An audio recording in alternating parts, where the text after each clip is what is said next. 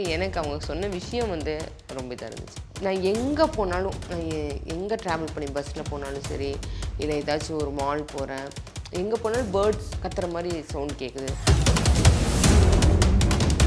எனக்கு birds sound கேட்குது, எனக்கு அலர்ஜிங்கிறது வந்து நான் நிறைய பேர்கிட்ட சொல்லியிருக்கேன். ஸோ இது யாரோ பிளான் பண்ணி பண்ணுறாங்களோங்கிற மாதிரி எனக்கு தோணுது. நான் போகிற இடத்துலலாம் எனக்கு டிஸ்டர்ப் ஆகணுங்கிறதுக்காக உங்கள் ஒய்ஃப் கிட்ட வந்து நாங்கள் பார்க்குறது இல்லைன்னு சொல்லிடுங்க. ஆஃபீஸ்க்குள்ளே வந்து சில சமயத்தில் வந்து ஒரு ஆர்டிஃபிஷியலான ஒரு பேர்ட் சவுண்ட் மாதிரி கேட்டுச்சு எங்களுக்கு. ஒரு கிளப் மேலே மட்டும் எங்களுக்கு ஒரு டவுட்டாக இருந்துச்சு. ஏதோ மொபைல்லையோ அவங்க கிட்ட கொஞ்சம் ஓரளவுக்கு டிஸ்டன்ஸ் இருக்கிற மாதிரி இடத்துல மொபைல் ஏதோ வந்து அந்த டைமில் ஏதோ நோண்டுற மாதிரி, ஏதோ ஒன்று ஆன் பண்ணுற மாதிரி. ஒரு தடவை ஹார்ஸ் அவங்க ஃபோன் நீங்கள் ஏதோ ஃபோட்டோ எடுத்த மாதிரி எனக்கு டவுட்டாக இருக்குது. ஃபுல்லாக ஆப் இது பண்ணும்போது பேர்ட் சவுண்ட் இருக்கிற மாதிரியான நிறைய சவுண்ட் அந்த இதை வந்து வச்சுருந்துருக்காங்க அவங்க.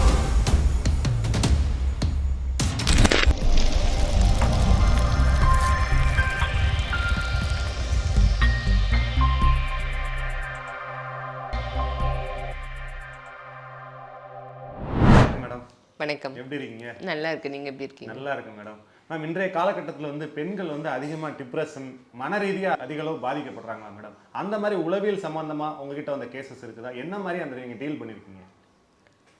வருங்க நிறையா. அதாவது ஒரு பிரச்சனைன்னு வர்றதே உளவியல் ரீதியாகவும் நம்மளை எஃபெக்ட் பண்ணி தான் அதுக்கப்புறம் தான் நம்மக்கிட்ட வருவாங்க. பாதிக்கப்படுறதுனால வந்து கொடுக்கறது. பட் வந்து பிரச்சனையே வந்து அவங்களுக்கு உளவியல் ரீதியாக இருக்கும். பட் அது அவங்களுக்கு தெரியாது. தெரியாமல் வந்து நம்மக்கிட்ட வந்து உண்மையாலுமே ஒரு விஷயம் நடக்குது அப்படின்னு நினச்சிட்டு வந்து கேஸ் கொடுக்குறவங்க நிறையா இருக்காங்க. அந்த மாதிரி நிறைய கேஸ் வரும். மன ரீதியாகவே பாதிக்கப்பட்டிருப்பாங்க. அவங்களுக்கு வந்து ப்ராப்ளம் இருக்கும். சைக்கலாஜிக்கலாக அவங்க அஃபெக்ட் ஆகிருப்பாங்க. ஸோ அவங்க சைக்காட்ரிக்கிட்ட போகணும் ட்ரீட்மெண்ட்டுக்கு. அந்த மாதிரியான ஒரு பேஷண்ட்டாக இருப்பாங்க. ஆனால் அது வந்து அவங்களால ஏற்றுக்க முடியாது. நான் வந்து இந்த விஷயத்தை வந்து நான் வீட்டில் சொன்னேன், இல்லை என் ஃப்ரெண்ட்ஸ்கிட்ட சொன்னேன். சொல்லும் போது வந்து அவங்க வந்து இல்லை நீ டாக்டர்கிட்ட போன்னு சொல்கிறாங்க, என்னை பைத்தியம்னு நினச்சி பேசுகிறாங்க. பட் ஆனால் நான் பைத்தியமெல்லாம் இல்லைங்க மேடம், உண்மையாலுமே இப்படி நடக்குதுன்னு சொல்லிட்டுனா ஒரு வியக்கிற மாதிரியான ஸ்டோரிஸ். அதே வந்து ஒரு புக்கே போடலான்னு நினைக்கிறேன். ஸோ அந்த மாதிரி நிறையா ஸ்டோரிஸ் இருக்குது. பட் ஆனால் எல்லாத்தையுமே வந்து நாங்கள் அப்படியே நினச்சிட முடியாது. ஏன்னா வந்து இவங்க நம்மளுக்கு சில விஷயங்கள் அவங்க சொல்லும் போது நம்மளுக்கே தோணும், இல்லை அவங்க பாதிக்கப்பட்டிருக்காங்க, மன ரீதியாக பாதிக்கப்பட்ட விஷயந்தான் இது, உண்மையாக நடந்திருக்காதுன்னு. சில ரீதியாக மன ரீதியாக பாதிக்கப்பட்ட மாதிரி இருக்கும். ஆனால் உண்மையாகவே நடந்த விஷயம் அவங்களுக்கு மன ரீதியாக பாதிக்கப்பட்டிருக்கும். அந்த மாதிரியே வந்து ஒன்று வந்து நிறைய விஷயங்கள் அப்படி க்ரியேட் பண்ணுற கேசஸ் நிறையா இருக்குது. அதில் ஒரு கேஸ் வந்து பார்த்திங்கன்னா, ஒரு ஹஸ்பண்ட் வந்து எங்கிட்ட வந்து கொடுத்தாரு. ஒய்ஃப் வந்து உங்களை பார்க்கணுன்னு சொல்கிறாங்க மேடம், அவங்க வந்து பயங்கர டிப்ரெஷனில் இருக்காங்க, அவங்க வந்து உங்களை பார்த்து உங்ககிட்ட பேசினா தான் அதுக்கு சொல்யூஷன் வரும்னு சொல்கிறாங்க. சரி சார், நீங்கள் என்ன ஏதுன்னு கொஞ்சம் ஷார்ட்டாக சொல்லிடுங்க. ஏன்னா யூஸ்வலாக இந்த மாதிரி ஹஸ்பண்டோ இல்லை ஒய்ஃபோ வந்து பாதிக்கப்பட்டிருக்காங்க, ஆப்போசிட் பர்சன் பாதிக்கப்பட்டிருக்காங்கன்னு சொல்லும் போது எங்கள்கிட்ட வந்து ஒரு கேஸ் கொடுக்க வரவங்க வந்து பாதிக்கப்பட்டவங்களே வந்து சொல்கிறத மீறி பாதிக்கப்பட்டவங்க ஒருத்தவங்க, இப்போ ஒய்ஃப் பாதிக்கப்பட்டிருக்காங்க, ஹஸ்பண்ட் வந்து சொல்கிறாங்க அப்படிங்கும்போது நாங்கள் அவர்கிட்டயே கேட்போம் என்ன ஏதுன்னு. அவங்களுக்கு தெரியும் இல்லையா, அதை அனுபவிச்சிருப்பாங்க. அதனால் என்ன மாதிரிலாம் வீட்டில் பண்ணுறாங்க, எதனால் என்னை பார்க்கணுன்னு சொல்கிறாங்க, ஏன்னா நீங்கள் தானே எங்ககிட்ட பேசுகிறீங்க, அதை சொல்லிட்டிங்கன்னா சப்போஸ் உங்களுக்கு இது சம்மந்தமாக அவங்களுக்கு நான் எக்ஸ்ட்ரா கவுன்சிலிங் கொடுக்கணும். இப்போ நீங்கள் சொல்கிற விஷயத்த ஒன்று கேட்காம ஒத்துக்காமல் இருப்பாங்க. இப்போ நான் என்னோடய இடத்துலேருந்து சொல்லும் போது வந்து அதை ஏற்றுக்குவாங்க. அதனால என்ன ஏதுன்னு சொல்லுங்கள் அப்படிங்கும்போது இவர் வந்துட்டு சொல்ல மாட்டேங்கிறாரு. இல்லை மேடம், என்னோடய ஒய்ஃபே சொல்லட்டும், எனக்கு வந்து எனக்கு கன்ஃபியூஸாக இருக்குது, அவங்க மன ரீதியாக பாதிக்கப்பட்டிருக்காங்களா இல்லை உண்மையாலுமே அவங்களுக்கு அப்படி நடக்குதான்னு சொல்லிட்டு எனக்கு கன்ஃபியூஸ்டாக இருக்குது.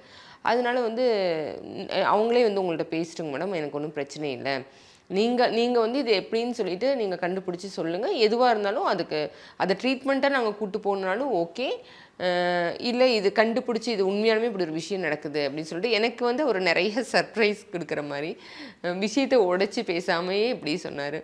சரி ஓகே, உங்கள் ஒய்ஃப் கூப்பிட்டு வாங்கன்னு சொல்லிட்டு கூப்பிட்டு வர சொன்னேன். 2 பேருமே ஹஸ்பண்ட் ஒய்ஃப் 2 பேருமே தான் உட்காந்துருந்தாங்க. அவங்க வந்து ஒரு பெரிய போஸ்ட்டில் இருக்காங்க, ஒரு மிகப்பெரிய பதவியில் இருக்கிற ஒரு லேடி அவங்க. ஸோ அவங்க வந்து சைக்கலாஜிக்கலாக அஃபெக்ட் ஆகிருக்காங்களான்னு சொல்லி நம்ம நினச்சி பார்க்கக்கூடிய முடியாத மாதிரியான ஒரு இடத்துல இருந்தாங்க.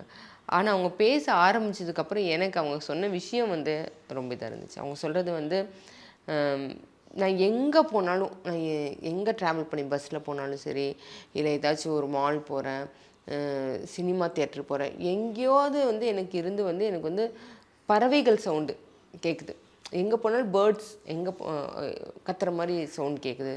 அது குறிப்பிட்ட டைமுன்னு இல்லாமல் எந்த டைம்னாலுமே வந்து அப்படி கேட்டுகிட்டே இருக்கு எனக்கு. இது வந்து நான் வந்து செக் பண்ணி பார்த்தேன். சப்போஸ் நம்ம போகிற இடத்துல வந்து ஒரு மாதிரி காடுகள் மரங்கள் இருக்கிற இடமா இருக்கிறனால அங்கே கேட்குதோ, இல்லை ஏர்லி மார்னிங் போகிறோம், இல்லை ஈவினிங் டைம் போகிறோம், ஏன்னா அந்த டைமில் தானே பேர்ட்ஸ் சவுண்ட் அதிகமாக இருக்கும். ஸோ அந்த மாதிரி டைமில் போகிறனால கேட்குதோ அப்படிங்கிற மாதிரிலாம் நான் வந்து ரொம்ப கவனித்து பார்த்தேன். ஆனால் இல்லை மேடம், நான் வந்து பஸ்ஸில் போயிட்டு இருக்கும்போது கூட எனக்கு அந்த மாதிரி சவுண்டு கேட்குது. நான் ஒரு மால் போனேன்னா கூட அந்த மாதிரி சவுண்டு கேட்குது. எனக்கு வந்து யாரோ என்னை வந்து, நான் வந்து ரொம்ப போல்டாக இருப்பேன். ஆஃபீஸில் என்ன தப்பு நடந்தாலுமே எல்லாத்தையுமே கூப்பிட்டு அதுக்குண்டான வார்னிங் மட்டும் இல்லாமல் ஒரு பனிஷ்மெண்ட்டும் அவங்களுக்கு கொடுப்பேன் நான். ஸோ அதனால் வந்து எனக்கு வந்து ஆஃபீஸில் வந்து ரொம்ப அதிகமான விரோதிகள் இருக்காங்க. இது யாரோ வந்து எனக்கு வந்து எனக்கு பேர்ட்ஸ் சவுண்டு கேட்குது, எனக்கு அலர்ஜிங்கிறது வந்து நான் நிறைய பேர்கிட்ட சொல்லியிருக்கேன். ஸோ இது யாரோ பிளான் பண்ணி பண்ணுறாங்களோங்கிற மாதிரி எனக்கு தோணுது. நான் போகிற இடத்துலலாம் எனக்கு டிஸ்டர்ப் ஆகணுங்கிறதுக்காக அந்த சவுண்டு வர மாதிரி ஏதாச்சும் ஒரு மியூசிக், அந்த பேர்ட்ஸ் இது மாதிரி சவுண்ட் வர மாதிரியான ஒரு இதை க்ரியேட் பண்ணி பண்ணுறாங்களோங்கிற மாதிரி எனக்கு டவுட்டாக இருக்குது. நீங்கள் அதனால் என்ன இப்போ இந்த கேஸ் பொறுத்த வரைக்கும் வந்து அவங்கள நாங்கள் பின்தொடரணும்.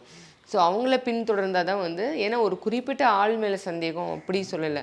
இவங்க வந்து என்னை சுற்றி ஏதோ நடக்குது, அது குறிப்பாக வந்து பறவைகள் சத்தம், எங்கே போனாலும் பறவைகள் சத்தம் வருது.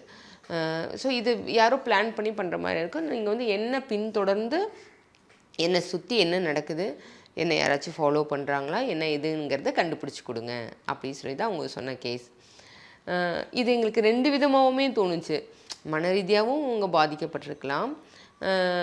அவங்களுக்கு அது ஏன்னா ஒரு மால்லையோ இல்லைன்னா மால் கூட பரவாயில்ல, ஒரு சினிமா தியேட்டரில் போய் வந்து ஒரு பேர்ட் சவுண்ட் வருது அப்படின்னா வந்து எங்களுக்கு ரொம்ப ஆச்சரியமாக இருந்துச்சு. எங்கே போனாலுமே வருது, பஸ்ஸில் போகும்போது வருது அப்படின்னு சொல்லும்போது எங்களுக்கு இது ரொம்ப ஆச்சரியமாக இருந்துச்சு.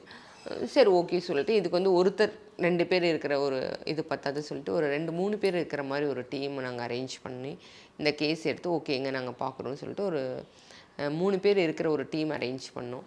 அரேஞ்ச் பண்ணி அவங்கள தொடர்ந்து ஃபாலோ பண்ண ஆரம்பித்தோம். நாங்கள் ஃபாலோ பண்ணதில் வந்து அவங்களோட ஆஃபீஸ் வந்து ஒரு பெரிய ஒரு ஃபாரஸ்ட் மாதிரி இருக்கிற ஒரு ஏரியாவில் இருக்கிற ஒரு ஆஃபீஸ். ஃபுல்லாக சுற்றி பார்த்திங்கன்னா மரங்கள், ஒரு பெரிய ஏரியா, அதுக்குள்ளே இருக்கிற ஒரு ஆஃபீஸ். அதில் வந்து அவங்க வேலை செய்கிறாங்க. எப்போவுமே அங்கே வந்து பறவை சத்தம் இருந்துகிட்டே தான் இருக்குது. அவங்க காலையில் அவங்க ஆஃபீஸ் போக ஆரம்பித்ததுலேருந்து ஈவினிங் வர வரைக்கும் வந்து நம்ம அங்கே உட்காந்து அப்சர்வ் பண்ணலே வச்சு பார்த்திங்கன்னா அந்த பறவைகளோட சத்தம் நம்ம காதில் கேட்டுகிட்டே தான் இருக்குது. இல்லாமல் நம்ம ஒரு அமைதியான இதே இல்லை. அங்கே வேறு எந்த சவுண்டும் இல்லை, அந்த பறவைகள் சவுண்டு இருந்துகிட்டே தான் இருக்குது. இது எல்லாருக்குமே கேட்கும். இப்போ இதில் வந்து அவங்க அதை ரொம்ப சின்ன ஏஜில், அதாவது அவங்களோட ஒரு 22 இயர்ஸில் வந்து ஜாயின் பண்ணியிருக்காங்க. அந்த ஆஃபீஸில் தான் எங்கேயும் ட்ரான்ஸ்ஃபர் ஆகாமல் அங்கேயே தொடர்ந்து வேலை செய்கிறாங்க. இப்போ இதில் இவங்க மற்ற இடத்துலலாம் நாங்கள் ஃபாலோ பண்ணும்போது அப்படிங்கும்போது அப்படிலாம் ஒன்றும் எந்த விஷயமும் நடக்கலை. அவங்க பஸ்ஸில் போகும்போதோ இல்லை அவங்க வேறு எங்கே ஷாப்பிங் போகிறாங்க அதெல்லாம் பார்க்கும்போது ரொம்ப ரேராக வந்து உண்மையாலுமே பறவைகள் சத்தம் கேட்குதே தவிர ஒரு யாரும் க்ரியேட் பண்ணி அந்த மாதிரி பண்ணுற மாதிரி எங்களுக்கு தெரியல. ஸோ இது வந்து ஒரு உளவியல் ரீதியான ஒரு விஷயந்தான் அப்படிங்கிறது எங்களுக்கு தோணுச்சு. தொடர்ந்து ஒரு வாரம் 10 நாள் பார்த்ததில் இதை நாங்கள் அப்சர்வ் பண்ணி அவங்கள கூப்பிட்டு நாங்கள் சொன்னோம். இந்த மாதிரி நாங்கள் பார்த்த வரைக்கும் வந்து உங்களை யாரையுமே பின்தொடரலை, அந்த மாதிரியான யாரும் ஒரு சவுண்ட் க்ரியேட் பண்ணுற மாதிரியெல்லாம் ஒன்றும் தெரியலைங்க மேடம். முழுக்க பறவைகள் சவுண்டு தான் வந்து கேட்குது. வேறு யாரும் வந்து நீங்கள் பஸ்ஸில் போகும்போதெல்லாம் நாங்கள் தொடர்ந்து பார்த்தோம், அப்படியெல்லாம் ஒன்றும் இல்லை எனக்கு. இல்லை மேடம், இந்த 10 நாள் நானுமே கவனித்தேன், எனக்கு அந்த மாதிரி சத்தம் வெளியே போகும்போதெல்லாம் இல்லை. எங்கள் ஆஃபீஸ்கிட்ட மட்டும்தான் கேட்குதே தவிர வெளியெல்லாம் இல்லை. நீங்கள் அந்த 10 நாள் கேஸ் பார்க்குறீங்க, இந்த 10 நாளே இல்லை அப்படின்னா நீங்கள் எங்களை நான் வந்து இங்கே வந்தது போனது வந்து யாரோ கவனிச்சிருக்கணும். கவனித்து இந்த டிஸ்டர்பன்ஸ் பண்ணுறவங்க நிறுத்தியிருக்கணும். வாலண்டியராக வந்து இந்த சவுண்ட் கொடுக்காம என்னை கன்ஃபியூஸ் பண்ணுறாங்க. நீங்கள் மறுபடியும் ஒரு 10 நாள் கேப் விட்டு பாருங்கள். அப்போ மறுபடியும் எனக்கு இந்த மாதிரி சவுண்ட் வரும். எனக்கு இந்த மாதிரி சவுண்ட் வரும்போது உடனே உங்களுக்கு நான் கால் பண்ணுறேன், நீங்கள் அந்த டைமில் ஸ்பாட்டில் இருக்க மாதிரி பார்த்துக்குங்க அப்படின்னாங்க. சரிங்க மேடம் சொல்லிவிட்டு நாங்கள் அவங்கக்கிட்ட சொல்லிவிட்டு அவங்க ஹஸ்பண்ட்டை நான் தனியாக கூப்பிட்டு பேசினேன். இந்த கேஸ் 10 நாள் ஆச்சு, 10 நாள் அவங்க பார்க்க வேண்டாம், அந்த மறுபடியும் அந்த மாதிரி சவுண்ட் வரும், அதுக்கப்புறம் கூப்பிட்றேன்னு சொல்கிறாங்க. ஆனால் நாங்கள் இதை கண்டினியூ பண்ணுறோம், நாங்கள் இதை ஸ்டாப் பண்ணாமல் நாங்கள் கண்டினியூ பண்ணுறோம். உண்மையாலுமே அப்படி அவங்க நினைக்கிற மாதிரி இவங்க வந்ததை பார்த்துட்டு அதனால யாராச்சும் ஒருத்தவங்க இது டெம்ப்ரவரியாக ஸ்டாப் பண்ணியிருக்காங்களா, இல்லை இது அவங்க மன ரீதியாகவே பாதிக்கப்பட்டிருக்காங்களாங்கிறது தெரிஞ்சிடும். உங்கள் ஒய்ஃப் கிட்ட வந்து நாங்கள் பார்க்குறது இல்லைன்னு சொல்லிடுங்க, பட் நாங்கள் இந்த கேஸை கண்டினியூ பண்ணுறோன்னு சொல்லிட்டு நாங்கள் மறுபடியும் கண்டினியூ பண்ணி பார்த்தோம். கண்டினியூ பண்ணி பார்த்ததில் வந்து ஆஃபீஸ்க்குள்ளே வந்து அங்கே இருக்கிற ஒரு சில சமயத்தில் வந்து ஒரு ஆர்டிஃபிஷியலான ஒரு பேர்ட் சவுண்ட் மாதிரி கேட்டுச்சு எங்களுக்கு. ஒரு அந்த 10 நாள் முடித்து மறுபடியும் 2-3 நாள் கழித்து பார்க்கும்போது ஒரு ஆர்டிஃபிஷியலான சவுண்ட் வந்து நாங்கள் ரொம்ப அப்சர்வ் பண்ணதுலேயும் எங்களுக்கு கேட்ட மாதிரி இருந்துச்சு. ஸோ பஸ்ஸில் அந்த மாதிரியெல்லாம் இல்லை, ஆனால் வந்து ஒரு சவுண்ட் அந்த ஆஃபீஸில் மட்டும் கொஞ்சம் நேச்சுரலாக பேர்ட் சவுண்ட் இல்லாமையும் கேட்குற மாதிரி எங்களுக்கு ஒரு தோணுச்சு. இப்போ எங்களுக்கே இது கேட்டு கேட்டு எங்களுக்கே மனப்பிரமை வந்துருச்சோங்கிற மாதிரியான எங்களுக்கு ஒரு ஃபீல் வந்துருச்சு பசங்க சொல்லும் போது. இல்லை மேடம், ஏதோ கொஞ்சம் தப்பு நடக்கிற மாதிரி தான் இருக்குது, ஆனால் எல்லா இடத்துலையும் இல்லை, ஆஃபீஸில் நடக்குது அப்படிங்கிற மாதிரி சொன்னாங்க. நாங்கள் இதை ஃபுல்லாக கவனித்தோம், யாராக இருக்கும் அப்படின்னு சொன்னேன். ஏன்னா அது ஒரு பெரிய காடு மாதிரி இருக்கிற இடம் அப்படிங்கிறதுனால இதை தொடர்ந்து கவனிக்கும் போது வந்து அங்கே இருக்கிற ஒரு கிளர்க்கு, அங்கே வேலை செய்கிற ஒரு கிளர்க்கு, அவர் வந்து இவங்க போகும்போது வரும்போது நோட் பண்ணிவிட்டு ஒரு 4 தடவை அவங்க வெளியே ஆஃபீஸ்க்கு இப்படி வெளியே வந்து அவங்க ஆஃபீஸ்லேருந்து இன்னொரு ஆஃபீஸ்க்கு வந்து வேறு பில்டிங் அப்படி மாறி வரணும் அந்த மாதிரி ஏதாச்சும் வரும்போது இவங்க அந்த இடத்து ஒரு கிளர்க் மேலே மட்டும் எங்களுக்கு ஒரு டவுட்டாக இருந்துச்சு. ஏதோ மொபைல்லையோ அவங்க கிட்ட கொஞ்சம் ஓரளவுக்கு டிஸ்டன்ஸ் இருக்கிற மாதிரி இடத்துல மொபைல் ஏதோ வந்து அந்த டைமில் ஏதோ நோண்டுற மாதிரி, ஏதோ ஒன்று ஆன் பண்ணுற மாதிரி அப்படி எங்களுக்கு தோணுச்சு. ஸோ அவர் மேலே எங்களுக்கு ஒரு டவுட்டாக இருக்குது அப்படிங்கிற மாதிரி எங்களுக்கு இது வந்து எங்களுக்கு பிரம்மையாங்கிற மாதிரியான ஒரு சந்தேகத்திலேயே அவங்க ஹஸ்பண்ட் கூப்பிட்டு சொன்னோம். நீங்கள் அவரோட ஃபோன் வேணால் வாங்கி இந்த பிரச்சனையை சொல்லியே ஏன்னா இவங்க தான் எதுனாலும் போல்டாக ஆஃபீஸில் இருக்கிறவங்களெல்லாம் பனிஷ் பண்ணுவேன்னு சொன்னாங்க இல்லையா, ஆனால் அவருக்கு கீழே வேலை செய்யணும், அவரோட ஃபோனையே வாங்கி ஏதோ டிஸ்டர்பன்ஸாக இருக்குங்கிற மாதிரி வாங்கி பார்க்க சொல்லுங்கள் அப்படிங்கிற மாதிரியான இதில் வந்து அவங்கள்ட்ட சொன்னோம். சொல்லிவிட்டு மற்ற இடத்துல எதுவும் இல்லை, இவங்களுக்கு பாதி 50-50 வந்து மன ரீதியாக பாதிக்கப்பட்டிருக்காங்க. தொடர்ந்து அந்த பறவைகளோட சத்தம் கேட்க அது வந்து ஒரு டிஸ்டர்பன்ஸாக அவங்க ஃபீல் பண்ண ஆரம்பிச்சிட்டாங்க. நம்மளுக்கே ஒரு விஷயம் கேட்டுகிட்டே இருந்தால் நம்ம நினச்சி பார்க்கும்போது நம்ம காதில் ஒலிக்கிற மாதிரியே இருக்கும் இல்லையா, இது எல்லா மனுஷங்களுக்கும் இருக்கிறது தான். ஸோ அதுக்காக எல்லாருமே மன ரீதியாக பாதிக்கப்பட்டவங்கன்னு சொல்ல முடியாது.